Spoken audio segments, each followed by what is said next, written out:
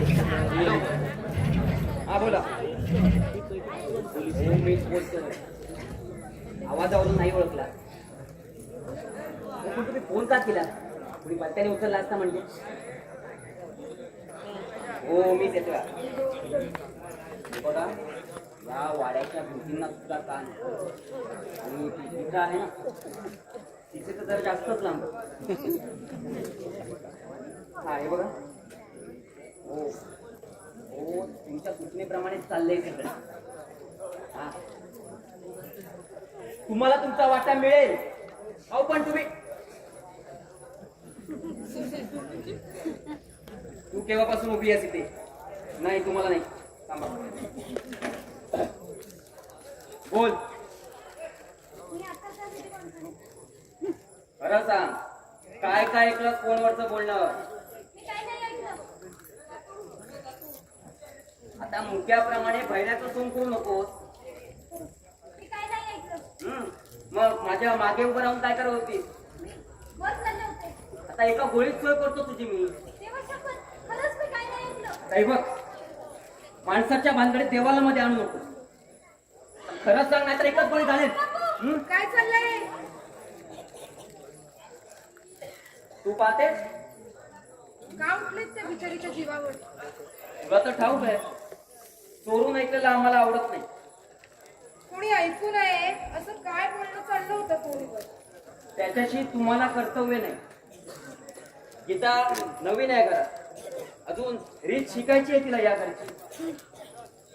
आज सकाळीच कळली तिला या घरची रीत. गीता तुझा आपल्या कामाला. भाग्यवान आहे गीता. इतका सुंदर वकील मिळाला बचावाचा. यावेळी कुठे निघाला? आम्ही शिकारीला चाललो. बंदुकी शिवाय? अगं हरणाची शिकार. एवढी सामग्री बस झाली. हरणाची शिकार म्हणजे काय? टपोऱ्या डोळ्यांची लुसलुशीत रंगाची विक्री. शिकार हरणाची की दाजीबाना हेरून ठेवलेला गरीब हरिणाक्षीची? जी गोष्ट ठाऊक आहे सुमा ती विचारण्यात मतलब तरी काय? हा? मी वशिष्ठ समजून गोळी घाला. आम्ही नवरा बायको बोलत असताना मध्ये याचं धाडस कसं झालं तुमचं? धाडस करावंच लागलो हो. एकट्याने नाही आलो असतो तर चौघांच्या खांद्यावरून यावं लागलं. म्हणजे काय सांगू तुम्हाला. अंधार पडून दिवे लागण्याची वेळ झाली की परसातल्या विहिरीवर कुणातरी बाईची आकृती धावताना दिसते हो. केस मोकळे सोडलेली, पांढरी साडी नेसलेली आणि क्षणार्धात किंचाळ्या मारून नाहीशी होते हो. मग तिला तुमच्या प्लॅनचेट वर बोलवा की म्हणजे कळेल की ती स्त्री कोण आहे ते.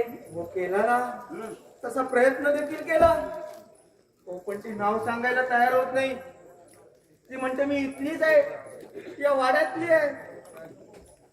माझ्यावर अन्याय झाला, त्याचा सूड घेतल्याशिवाय मला मुक्ती मिळणार नाही. हे बघा या आत्म्या बित्म्यांच्या गोष्टी ना या वाड्यात नाही करत जाऊ.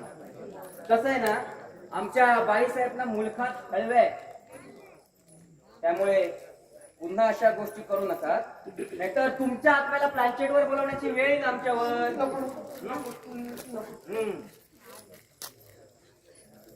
वशिष्ठ काय बाई तुम्ही आता ज्या स्त्रीची गोष्ट सांगितली ती खरी आहे? होय बाई.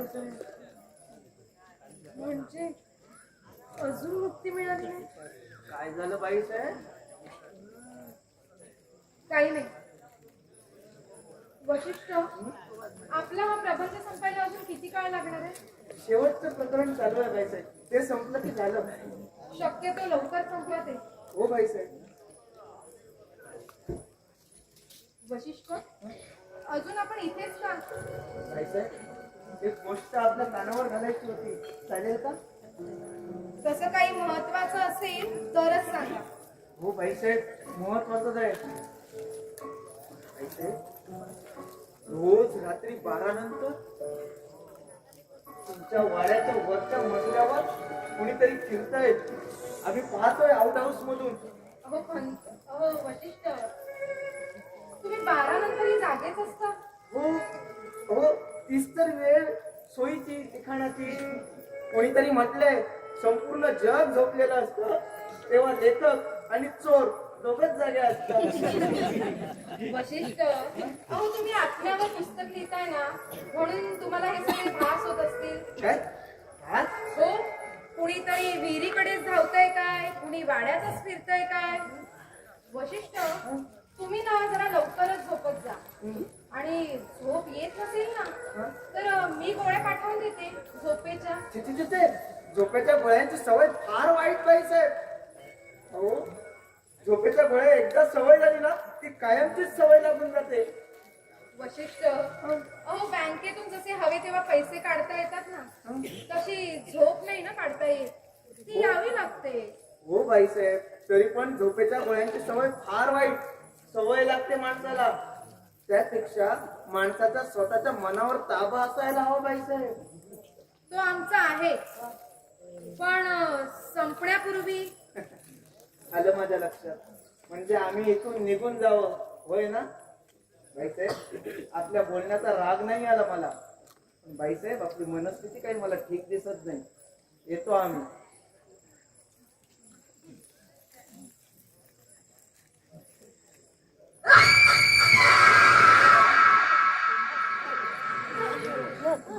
काय झालं बाईसाहेब? काही नाही. बाईसाहेब मी पाहतोय, अहो हा कुमार आल्यापासून आपण अस्वस्थ आहात. आपला कशातच लक्ष नाहीये. पंत, अहो तोंड दाबून मुक्याचा मार आहे हा. सांगायचं ते सांगता येत नाहीये आणि सोसायचं ते सोसता देखील येत नाही. बाईसाहेबांची अवस्था मी कधीच नाही पाहिजे. ती किती शांत असत, पण आता पूजा करता करता दचकून उठतात. मला त्याची कल्पना आहे गीता. मालकांचं नाव लावून हाकून होतं या तुमच्या वाड्यात, आणि या वाड्याची शांतता नाहीशी झाली. पंत, तुम्हालाही असंच वाटतं का आलेला कुमार हे राक्षसच आहेत म्हणून? काही कळत नाही बाईसाहेब. तुम्ही काहीही म्हणा, मला वाटतं हा कोणीतरी सोनेरी टोळीतलाच असावा. ही सारी माहिती काढून मालकांचं नाव लावून नाटक करतोय या वाड्यात. गीता, होय बाईसाहेब, उगीच नाही बोलत. काल रात्री मी त्याच्यावर पाळत ठेवली. रात्री 12 नंतर तो उठला, तिजोरीच्या खोलीत गेला, तिथून इतर खोल्यात शिरला, आपल्या खोलीकडे येऊन कानोसा घेतला. म्हणजे वशिष्ठ म्हणत होते ते खरं ठरलं म्हणायचं. होय गीता, तू अजून काही फोनवरचं बोलणं ऐकलंस? होय बाईसाहेब, काल रात्री काय म्हणत होते?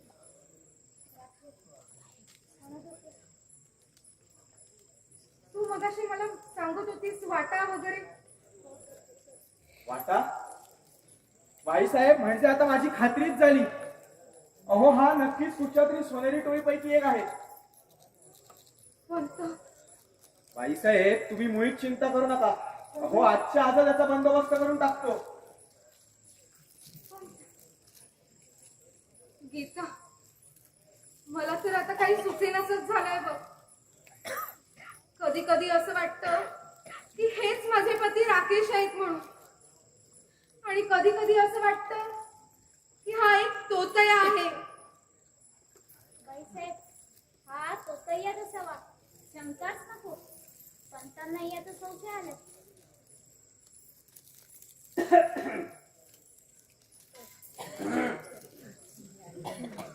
बाईसाहेब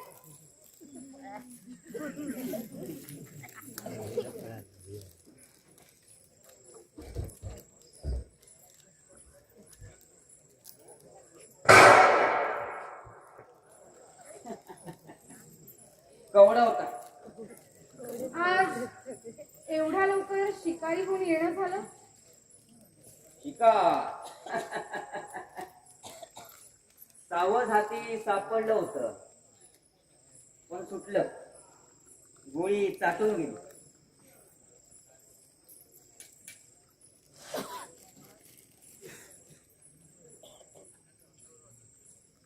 तुमच्या पोटावरचा हा डाग कसलाय?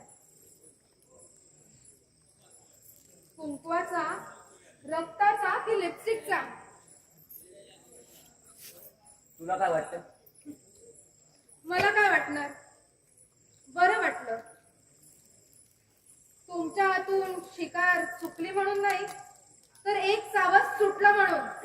सुमित्रा, दरवेळेस गोळी चाटूनच जाईल असं नाही. सुमित्रा,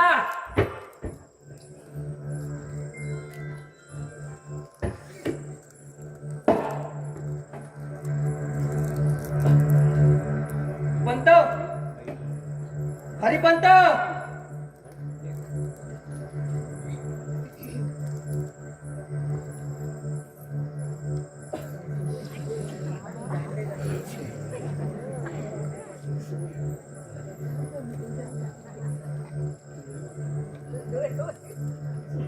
तुझं नाव केव्हापासून बदललं? मी तर पंतांना हाक मारली. बाहेर गेले? चांगलंय. या घरची रीत लवकर जाणून घेतली. चाललीस कुठे? हो राम, आमचं काम आणलं इथे. एक बर माणूस संभ्रमात असला की त्याच्यावर गीतेसारखं औषध नाही. जरा जास्त होत.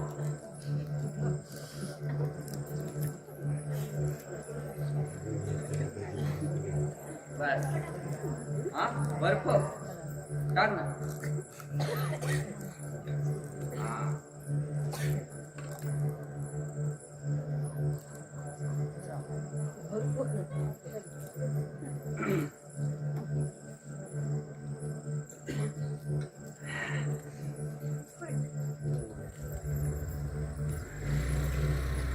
हे बस.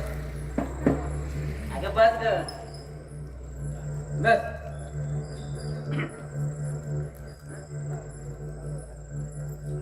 आम्ही मालक लोक प्यायल्यानंतर समाजवादी होऊन जातो. तुझ्या आधी ना इकडे एक बाई होती, सीता. ती आमच्या सोबत प्यायची सुद्धा. तू घेतेस? जो नशा पीने में नहीं वो पिलाने में है. घे जरा. ती पण सुरुवातीला असेच नखरे करायची. हा पण नाही नाही म्हणता म्हणता पिण्यात काही औरच मजा असते. P P P. कोण आलंय ना बघ जा. कोण आले ते?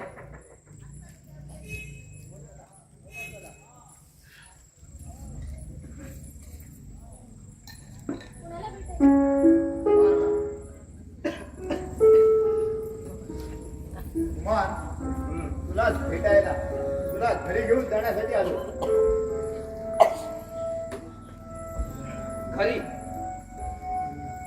कोणत्या घरी? अरे आपल्या घरी. आपल्या घरी? अरे आपलं घरी विसरलास तू? माझं घर हे. कुमार, कुमार कोण? कोण कुमार? मी राकेश आहे. आता खरंच झपाटल्यासारखं वाटतंय मला तुला. झपाटलंय तुला? हे घर माझं आहे. इथे माझी बायको राहते. तू कोण? अरे प्रत्यक्ष बापालाही विसरला स्वतःच्या. बापाला? हे बघ, माझ्या वडिलांना मी चांगलं ओळख. तू तो नाहीस. नाही पोरा, अरे मी तुझा जन्मदाता बाप आहे. पोरा? या वाड्याच्या मालकाला पोरा म्हणायला तुला लाज नाही वाटत? अरे कदाचित तुझा मुलगा हरवला असेल आणि त्या धक्क्याने तुझ्या मनाचा तोल गेला असेल म्हणून गय केली तुझ्या या उत्तम वागण्याची. हो हो, माझा मुलगा खरंच हरवलाय आणि हा तो माझ्या समोर उभा आहे.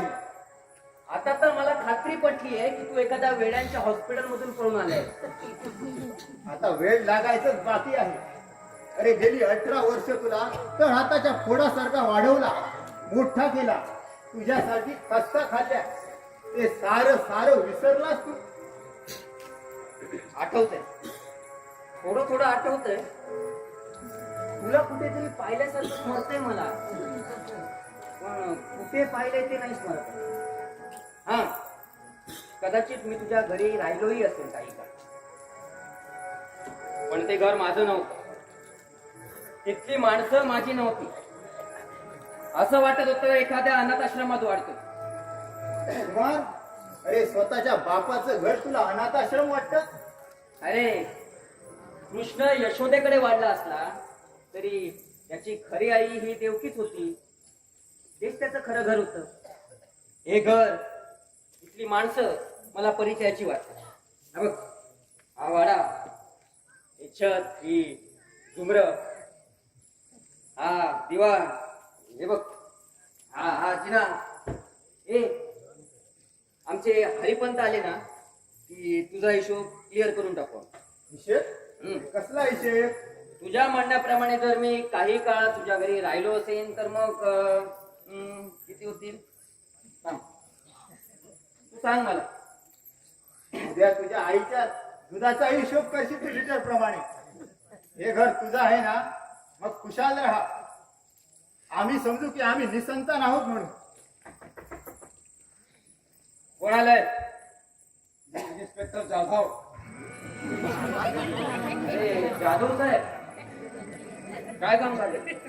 आपल्याला पोलीस स्टेशनला घेऊन जायला ते का? आपला कबुली जबाब घ्यायचा आहे. कबुली जबाब कशाबद्दल? आपण एक तोतय आहात आणि इष्टीच्या नावाखाली आपण हा कट रचलेला आहे, अशी आपली तक्रार आहे. आणि कुणी केली ही तक्रार? आपलेच कारभारी हरिपंत यांनी तक्रार दिली आहे. हरिपंत? कुठे आहे तो हरामखोर? पोलीस स्टेशनवर. तिथे ज्या प्रकरणाची शहानिशा होणार. इथं कशाला इन्स्पेक्टर साहेब? मी तुम्हाला सांगतो. आपला परिचय. मी याचा बाप. याला घरी घेऊन जाण्यासाठी आलो. Stop it. हो, याचं काय ऐकताय? मला इथे काही ऐकायचं नाही. जे काही सांगायचं असेल ते पोलीस स्टेशनला येऊन सांगा. चला.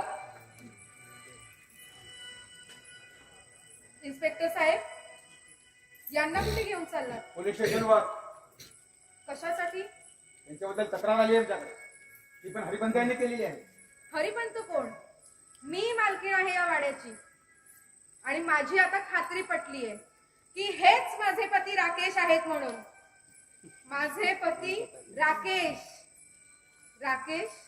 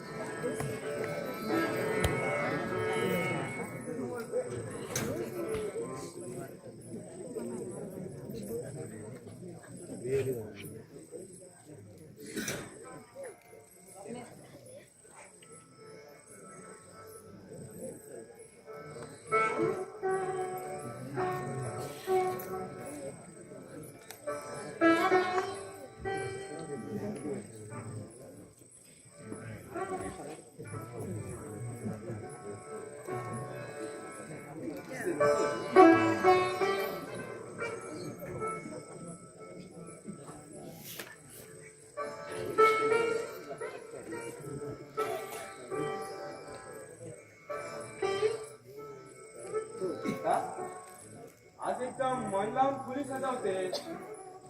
कोणी पाहुणे वगैरे येणार वाटतं. पाहुणेच येणार आहे. पाहुणे. अगं, पाहुणे येणार आहेत ते बाईसाहेबांचे. तुला रागवायला काय झालं? देवाचा जळफळाट होतोय नुसता. आपण त्या कुमारमुळं आपण काय माहिती कुणाला आहे, पण बाईसाहेबांमुळं त्रास होतोय बाईसाहेबांना. हो दे. बरं बाईसाहेब गेल्या कुठं? बाईसाहेब आज सासूबाई काय करताय? आणि तो कुमार आले नाही शिकायला. अगं आमच्या माणसांचं सोडूनच दे. अगं त्या कुमारनं त्या मालकांच्या घडीवर पण काय जादू केले ना काही कळत नाही. अगं ती पण भुलली.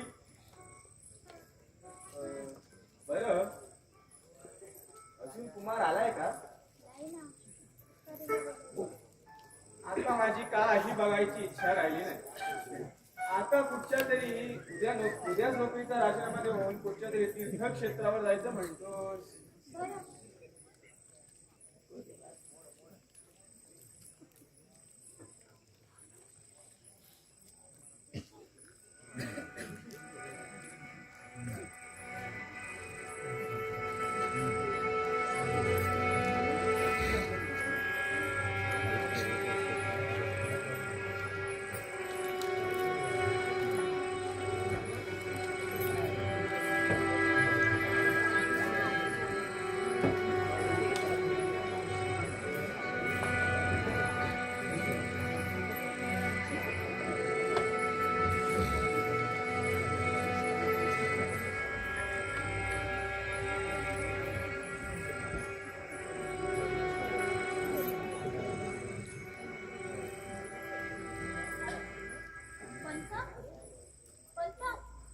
गेले कुठे? की आलेच नाही. छे बाई, कुठे कधी काय त्रास होतील एवढं काही सांगताच येत नाही. बाई काय आज खूप छान दिसताय. रिक्षा काढून टाका. कुणाची? तुमची छान. खोटं वाटत असेल तर आजच्यात बघा ना. गीता, अगं फूल तेच असतं, त्याचा रंग तोच, त्याचा गंधही तोच असतो. पण भ्रमराच्या चाहुलीनं त्याचे सारे रंग बदलून जातात. तुला माहित नाही वेडे, मी लग्न होऊन जेव्हा या वाड्यात आले ना त्यावेळी बघ अशीच सजले होते.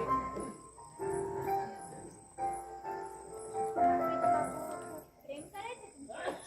अगं त्यांच्या माझ्यावरल्या प्रेमानं मी अहोरात्र न्हाऊन निघत होते बघ.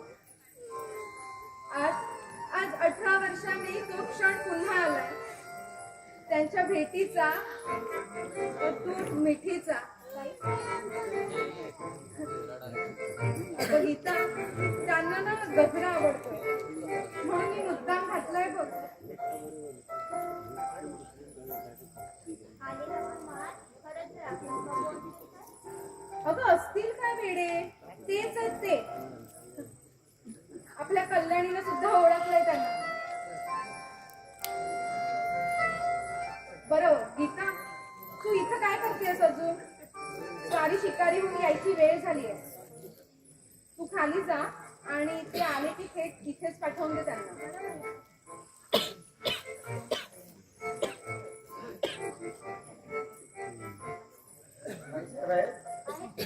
त्यांना सांगा मी चाललोय, त्यांचा निरोप घेण्यासाठी आलोय.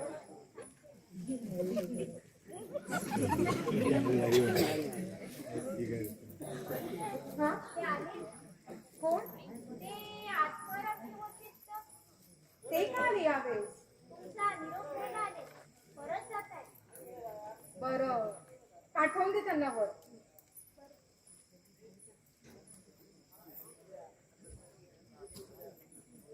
बोलवलंय तुम्हाला बाईसाहेबांनी?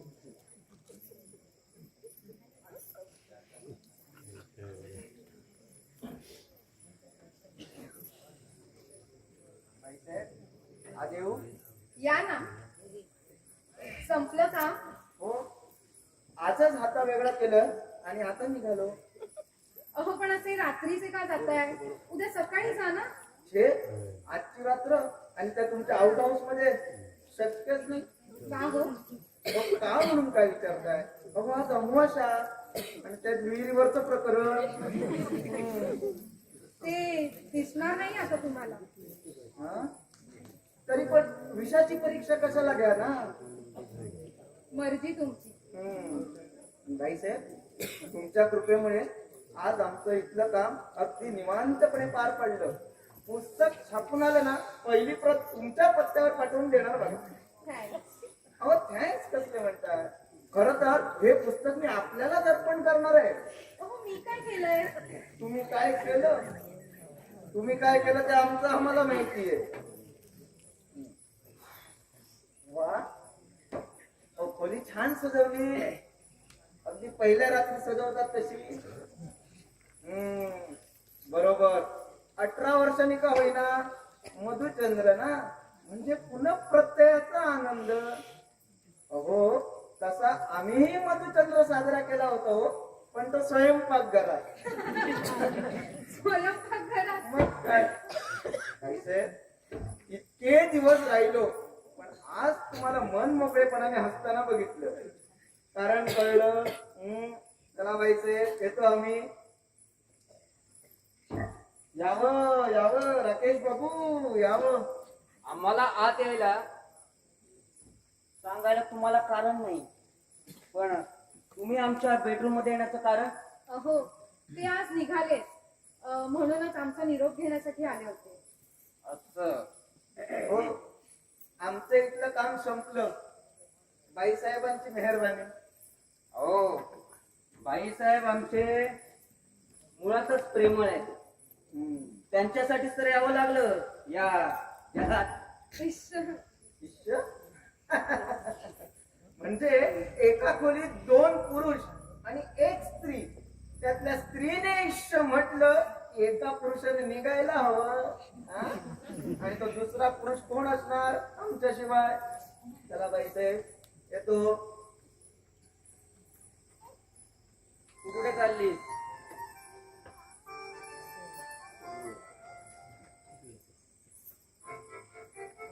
मनातली अडी गेल्याशिवाय बाई स्वतःहून कडी लावत नाही कधी.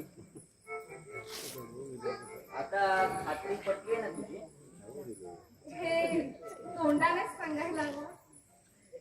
हाताने सांगितलंच ना तरी चालेल मला. ए वाव, अशीच थांबा.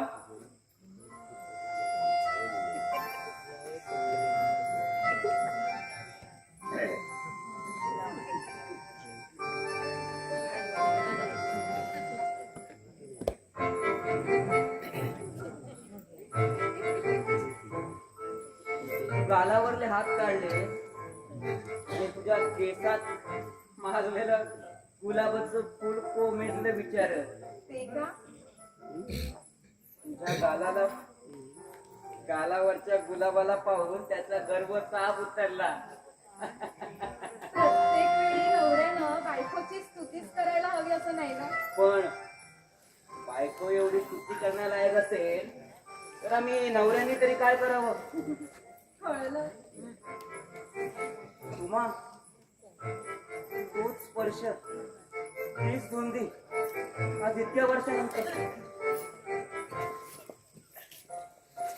तुम्हा तुला माझी आठवण यायची? तुम्हाला काय वाटतं? मला वाटतं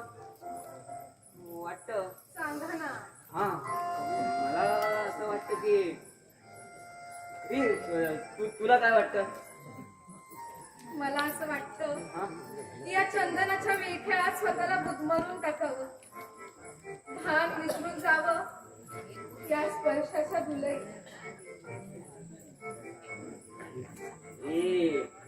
ही आमच्या वाडवडिलांची वेळची पोज आम्हाला नाही आवडत. इकडे बस. राकेश, आज नाही ना मला सोडून जाणार? हे बरं आहे, आमच्याकडून वचन घ्यायचं आणि स्वतः आम्हाला सोडून जायचं.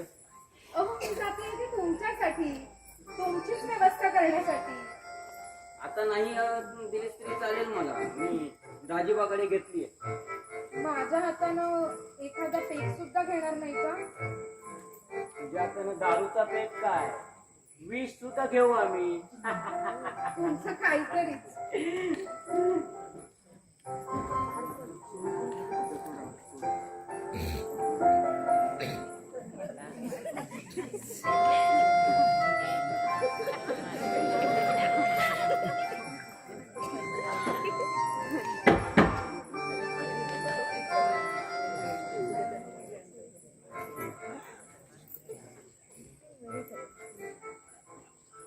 फार वेळ तर नाही ना लागला? नाही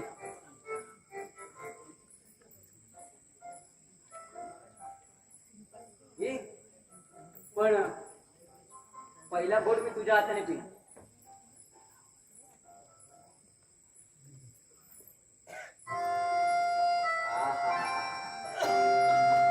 ये.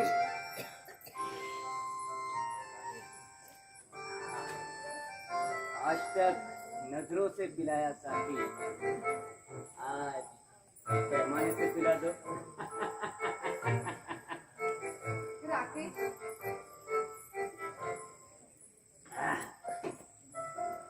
आता खरं सांगायचं ना,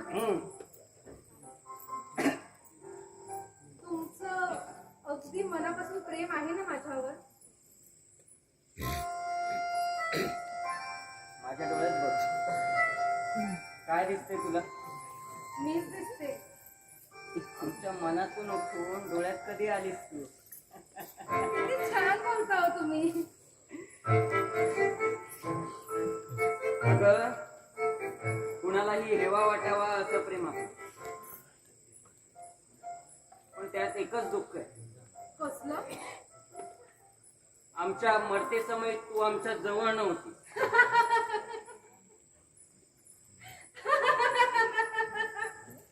हसायला काय झालं? कारण माझा अंदाज खरा ठरलाय.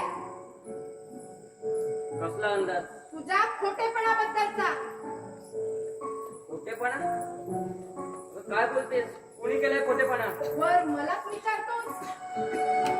माझ्या पतीचा तोतया म्हणून आलास आणि आज सापडलास. सुमित्रा, बस तिथेच. आजपर्यंत तू या घराला, या गावाला खूप झुलवलंयस, पण आज तुझं खरं रूप बाहेर पडलंय. तू तोतया आहेस. मी अभिनय खूप छान करता येतो तुला. म्हणजे असं वेड्याचं सोंग घेऊन पेडगावला जाऊ नकोस. कळलंय मला सगळं. तू म्हणालास की तुझ्या मरते समयी मी तुझ्या सोबत नव्हते. मला खरंच काही आठवत नाही. या घराची, या गावाची इथली खडाखडा माहिती तुला कशी मिळाली मला नाही ठाऊक. पण एक गोष्ट अशी आहे की जी माझ्याशिवाय आणि माझ्या पतीशिवाय इतर कुणाला सुद्धा ठाऊक नाही. आणि तिथेच तू बसलास. काय? हे सुद्धा माझ्याच तोंडून ऐकायचंय. बरं, ऐक मग. तू मगाशी म्हणालास की तुझ्या मरते समयी मी तुझ्या सोबत नव्हते, पण माझ्या पतीच्या मृत्यू समयी मीच फक्त त्यांच्या सोबत होते, कारण मीच खून केला त्यांचा विस्कीतून विष पाजून इथं याच जागी. काय? आणि तुला देखील तेच विष दिलंय. मला असं का होतंय? मला चमत्कार वाटू लागलंय. फक्त थोडा वेळाने सगळं काही शांत होणार आहे. शेवट होणार आहे या अभिनयाच्या जुगलबंदीचा. एक शिकार संपणार आहे. नाही नाही, तुझी इच्छा असेल तुझ्या हातून मरावं तर माझी काही हरकत नाही. कारण तू तू उगाच नाही करणार. तू उगाच तुझ्या नवऱ्याला नाही मारणार.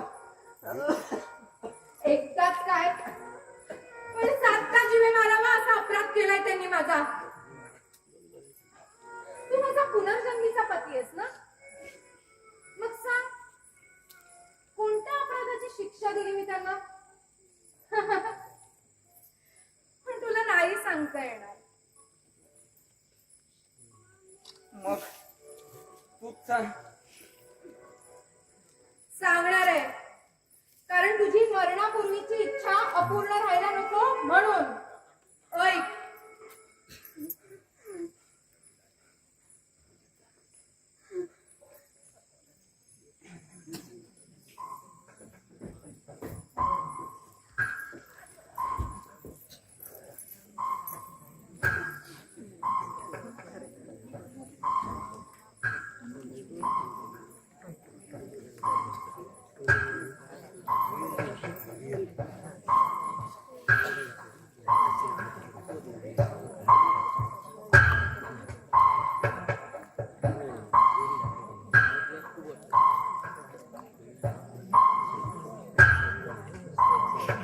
मूर्ख, नालायक, हरामखोर.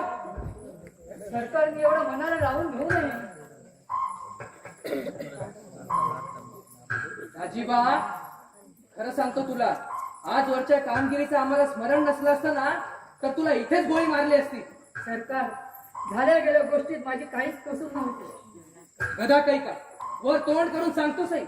अरे आजच्या शिकारीसाठी किती पायपीट करावी लागली.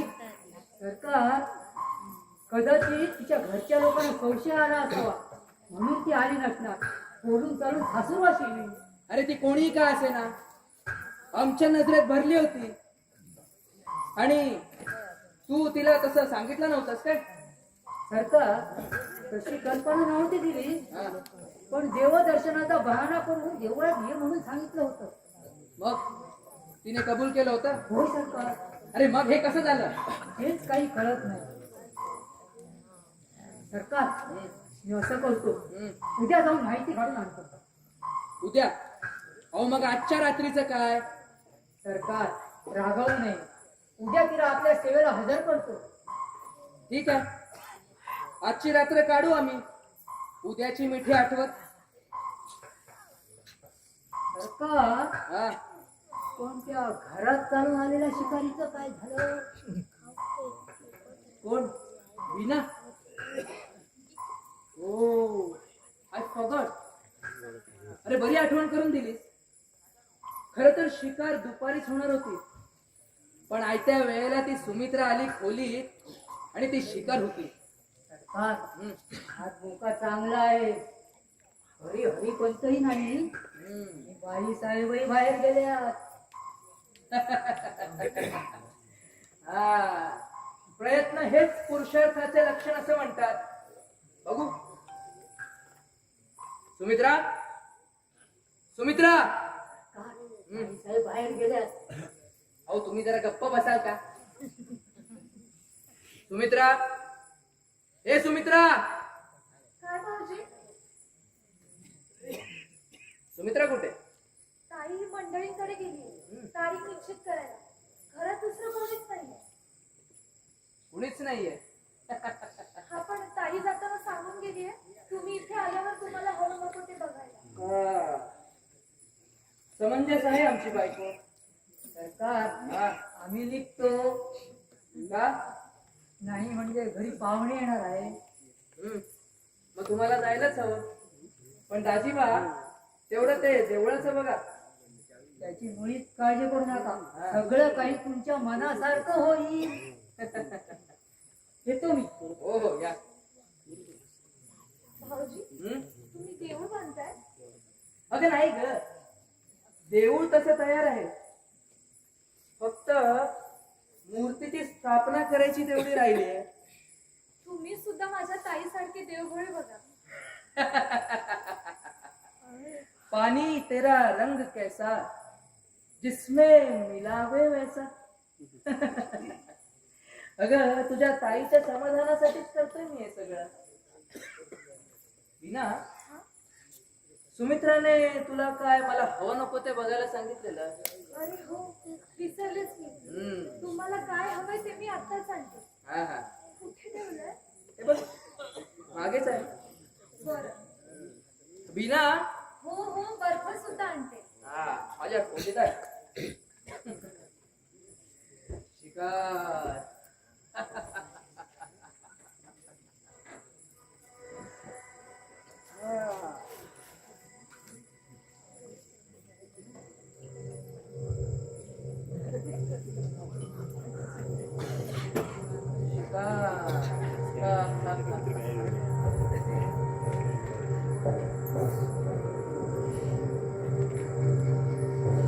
मस्त सुगंध येतोय. तो तुझ्या तारुण्याचा ग विना तुला ठाऊक नाही. सुंदर तरुण कुमारिकेच्या घामाला येणारा वास हा कुठल्याही अत्तरापेक्षा उन्मादक असतो. तू विसरलीस वाटत. कुणीतरी बाई माणूस समोर असल्याशिवाय दारू चढत नाही आपल्याला. बनव पहिला पॅक बनव.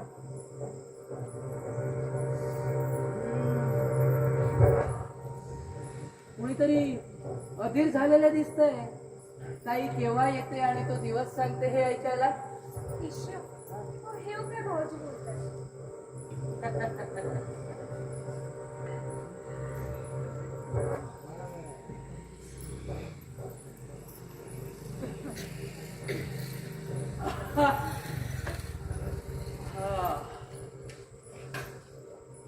विना तशी तुझी ताई फार सुंदर ग.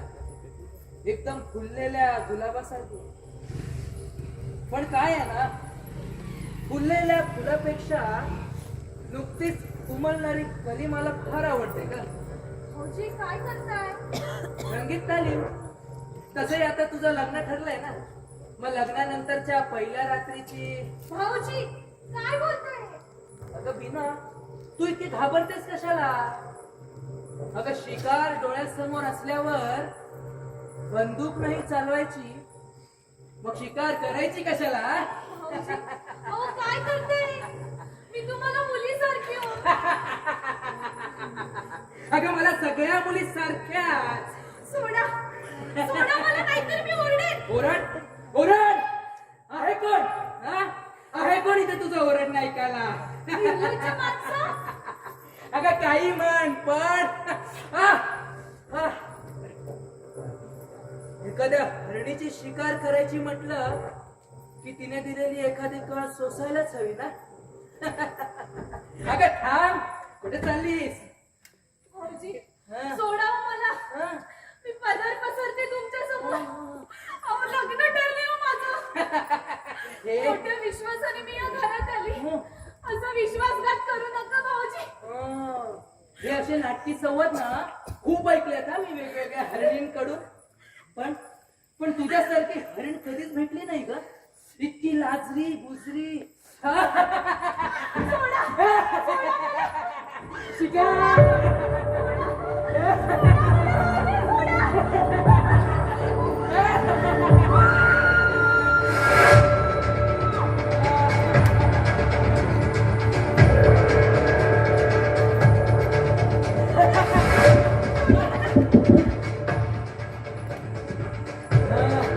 सोडा सोडा मला. सोडा सोडा भाऊजी मला. सोडा सोडा.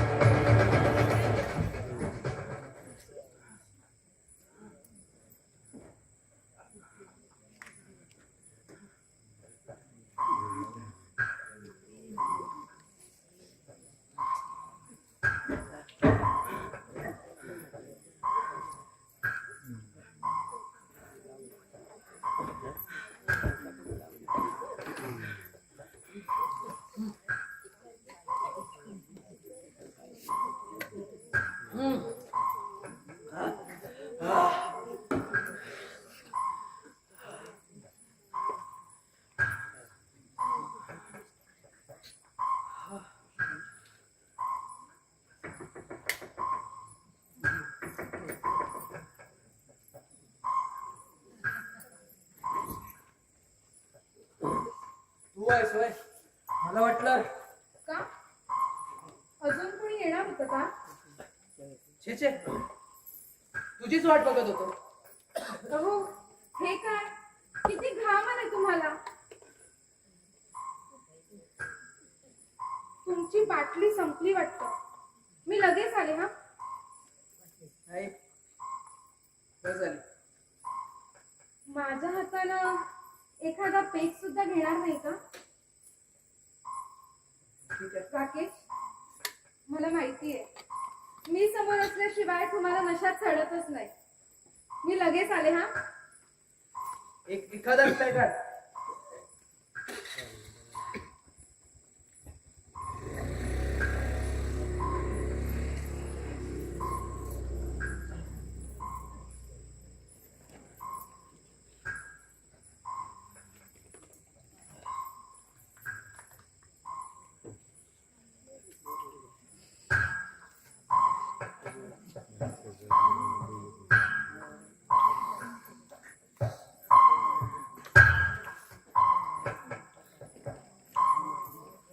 फार वेळ तर नाही ना लागला?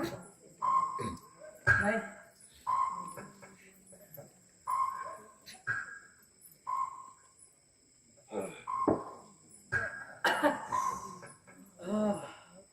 आता कसं वाटतंय? शांत शांत वाटतंय ग.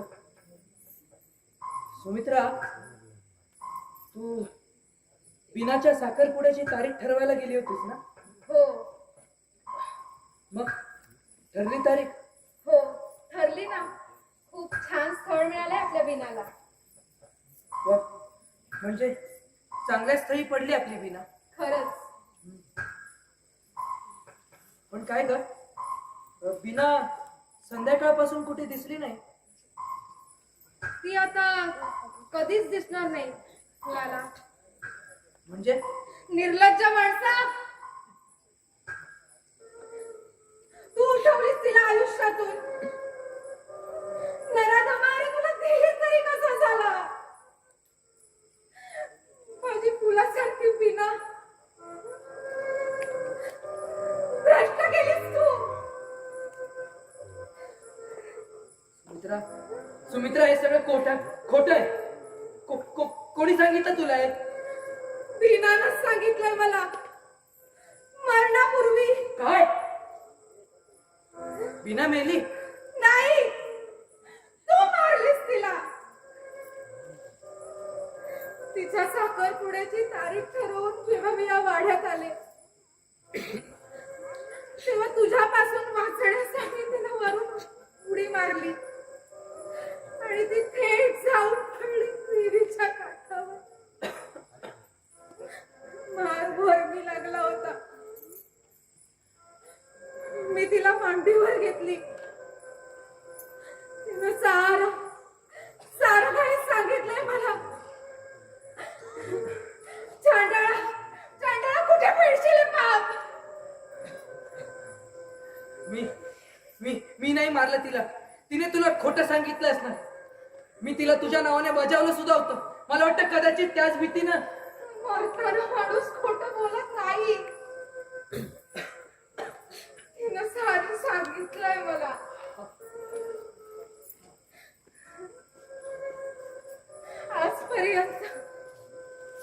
आजपर्यंत खूप सहन केलंय मी. गावातील गरीब कुमारिका, प्रौढ विधवा, आदिवासी जंगलातील तरुणी, सगळ्याच तुझ्या वासनेला बळी पडल्या. इतकंच काय, पण घरात ठेवलेली प्रत्येक मोलकरी भ्रष्ट केलीस तू.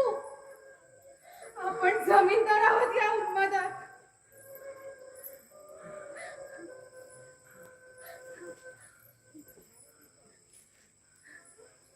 तुला मी कधी बायको म्हणून नकोच होते. तुला मी हवी होते ते फक्त तुझं वासना भागवण्याचे कारण म्हणून. सुमित्रा,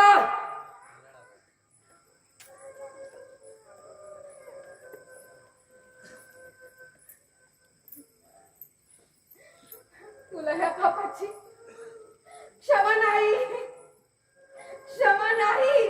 सुमित्रा, तू कोण आहेस मला शिक्षा देणारी? हा, मी आहे या घरचा मालक, मी आहे जमीनदार.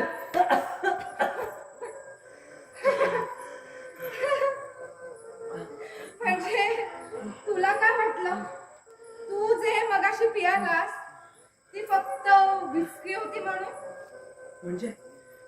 म्हणजे काय काय होतं यात? जहाल विष. अगं चांड्याने, अगं काय केलंस तू? तेच केलं जे ह्या आधीच करायला हवं होतं.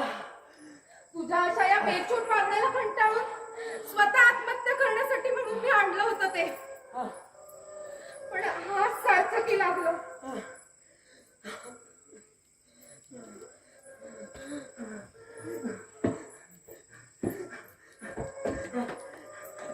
डॉक्टर डॉक्टर तर बिनधास्त फोन कर, कारण टेलिफोनचा वायर मी आधीच कापून ठेवले. अगं तू तरी बोला डॉक्टर. प्लीज मार मार, अजून हाका मार. आज कोणीच तुझ्या मदतीला येणार नाहीये. पण तुला असं तडफडत तडफडत मरताना बघायचंय मला. मर मर, केलेली पाप आठवत मर मर.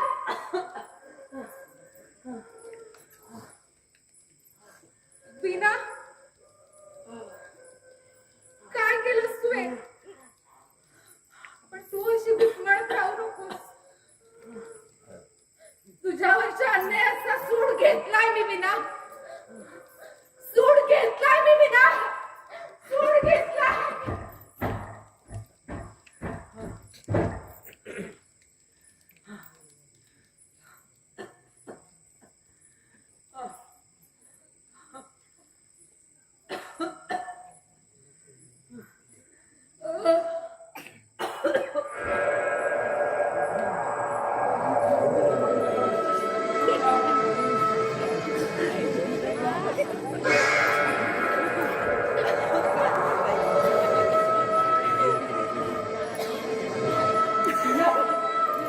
बिना बिना तू जिवंत आहे.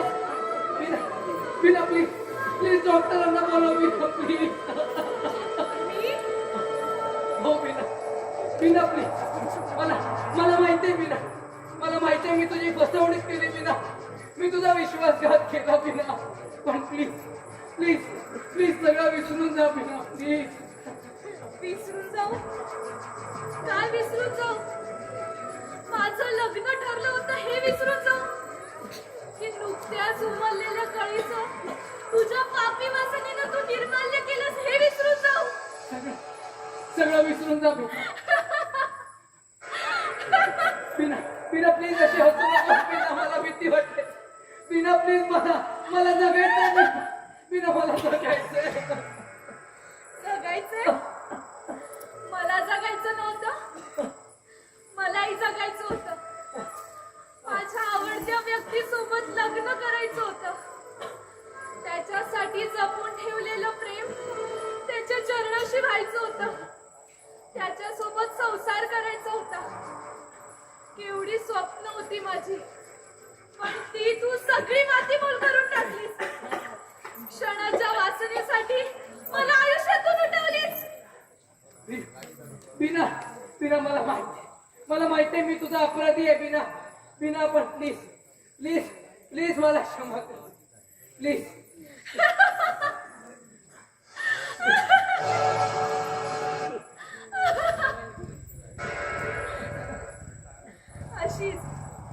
अशीच जायची याचना केली होती मी तुझ्यासमोर.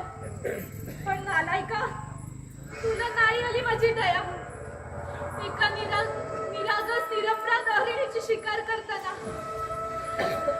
आता कशाला रडतोयस? समजलं तुला काय यातना होतात मरताना?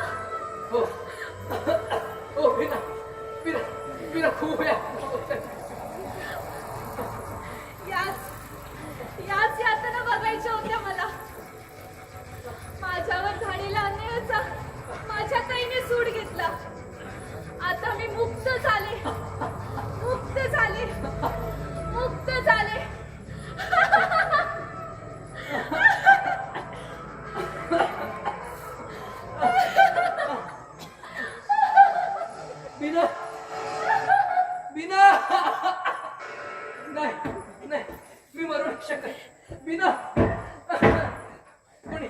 कुणीतरी वाचव प्लीज.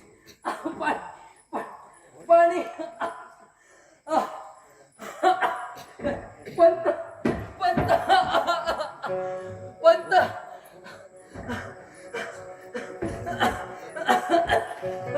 प्लीज पाणी पाणी.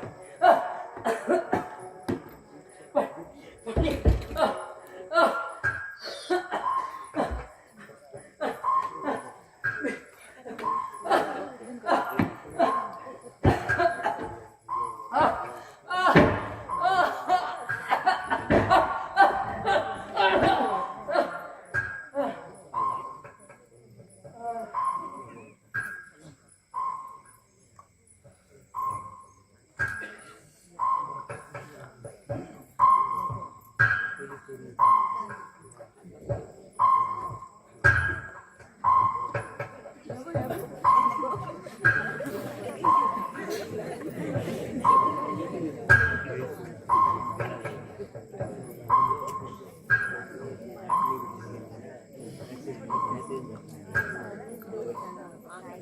कळलं तुला?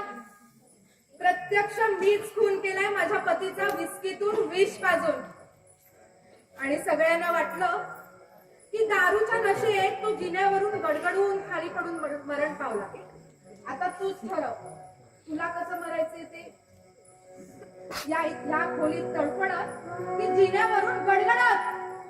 सुमित्रा, गप्पा बाय. खबरदार मला पुन्हा या नावानं हाक मारशील तर सांग. अखेरच्या या क्षणाला सांग कोण आहेस तू? अगं मी राकेश आहे. हं. तू राकेश असलास काय किंवा नसलास काय तुला तर मरावंच लागणार. नाही, मी नाही म्हणणार. मी डॉक्टरांना फोन करणार. डॉक्टरांना फोन करणार.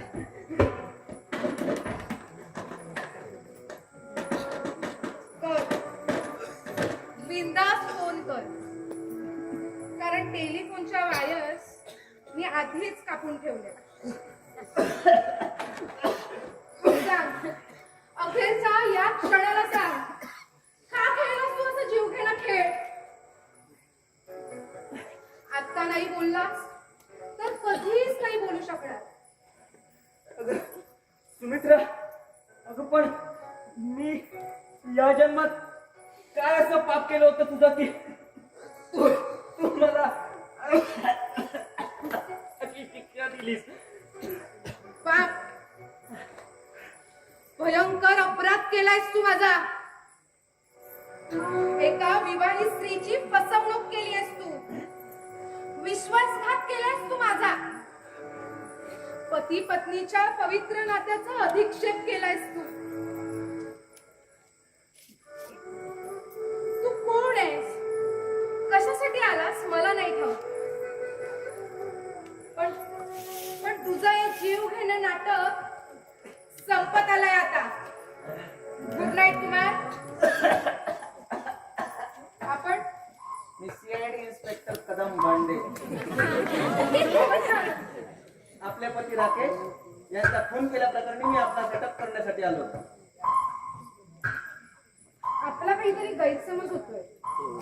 काही पुरावा आहे का आपल्याकडे? आपले पती राकेश यांचा 18 वर्षापूर्वी दारूतून विष पाजून आपण खून केलाय.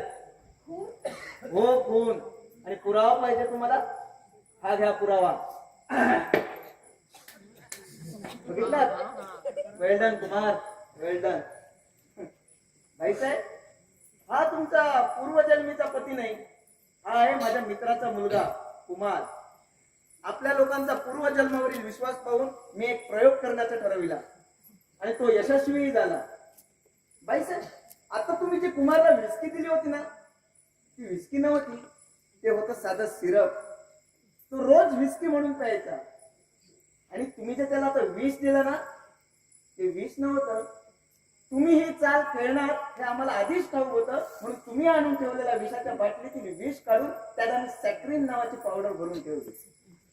तुमच्या मनाचा टोल ढळावा म्हणून ते वाघाचं गुरगुरणं, ते पावलांचे आवाज, चिंचाळ्या, आरडा ओरड हे सर्व आम्ही तुम्हाला ऐकवत होतो.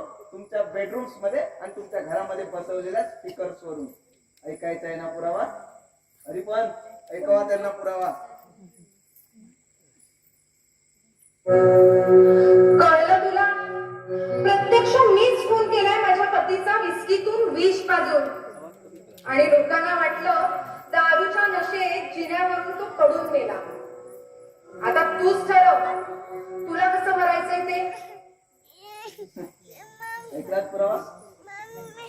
बाईसाहेब, या सर्व कार्यात आम्हाला मदत झाली तुमच्या हरिपंतांची. हरिपंतांकडूनच राकेश बाबूंचं चालणं, वागणं, बोलणं या सर्वांची आम्ही माहिती मिळवली. आणि तुम्हाला संशय येऊ नये म्हणून पंतांनाच आम्ही पोलीस स्टेशनला पाठवलं कुमार विरोधात तक्रार घेऊन. हो, एवढंच कशाला, कुमारचे वडील बनून जे सहजग्रस्त आले होते ना, ते कुमारचे वडील नव्हते, ते आमच्याच पोलीस खात्यातील एक होते. खरंच मला कुणालाच ओळखता आलं नाही. हो, तुम्ही मला तरी कुठे ओळखलं? मी मुनी वशिष्ठ. क्वचित प्रसंगी कुमारच्या जीवाला धोका होऊ नये म्हणून मी या वाड्यात प्रवेश केला. आत्म्यावर प्रबंध लिहिणारा संशोधक म्हणून.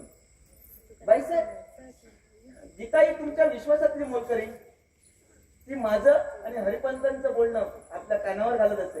M I right? वशिष्ठ,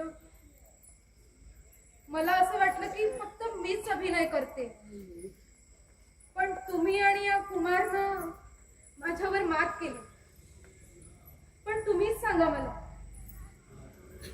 तुमच्या बहिणीवर जर असा अत्याचार झाला असता तर तुम्ही काय केलं असतं? बाईसाहेब, आम्ही आपल्या भावना जाणतो, पण बिनावर झालेल्या अत्याचाराची खबर तुम्ही वेळीच जर पोलिसांना दिली असती तर माझ्या घराची अब्रू टांगली गेली असती कोर्टाच्या वेशीवर. जे फक्त मला माहित होतं ते या साऱ्या जगाला कळलं असतं.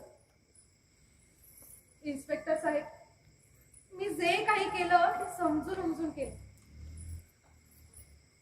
त्याचं मला दुःख वाटत नाही आणि मला होणाऱ्या शिक्षेबद्दल खंत देखील वाटत नाही.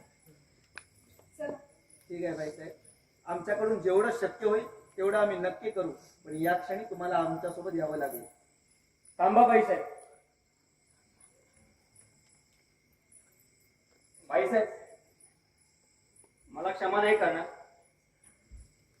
मोठ्या बहिणीसारख्या तुमच्यासोबत तुमच्या पतीचं नाटक करून पती पत्नीच्या नात्याचा अधिक्षेप केल्याबद्दल, तुमच्या भावनांची निष्ठुरपणे खेळल्याबद्दल, पण केवळ कर्तव्यासाठी मला तसं नाटक करावं लागलं. मला क्षमा करा बाईसाहेब, मला क्षमा करा. उठ कुमार. माझ्यासारख्या पापी बाईच्या पायाला हात लावावा इतकी लायकी नाहीये माझी. आणि माझ्यासारख्या पापी बाईला पुनर्जन्म मिळेल की नाही माहित नाही, पण जर मिळालाच ना तर तुझी मोठी बहीण म्हणून मिळावा असं देवाकडे मागणं करेन बघ मी. चला चला.